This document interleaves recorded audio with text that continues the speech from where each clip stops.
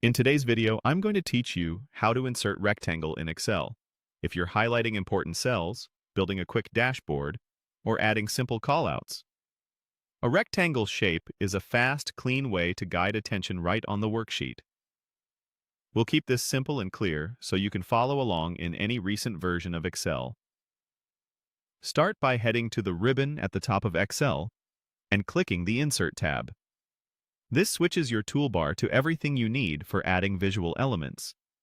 If your ribbon looks minimized, just expand it so you can see the full set of insert tools. Next, look for the Shapes option. It usually sits in the Illustrations group on the Insert tab. Click Shapes to open the gallery.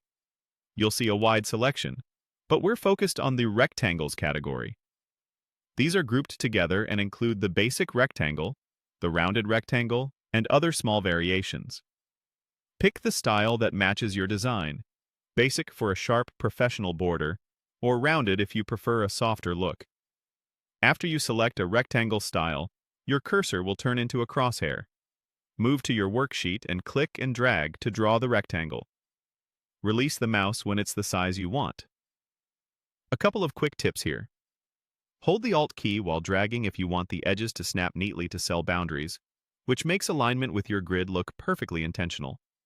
If you ever need a perfect square instead, hold Shift while you drag. And don't worry about getting the size exact on the first try. You can always adjust it using the corner and side handles once it's placed. With the rectangle inserted, Excel will show the shape format tools along the top.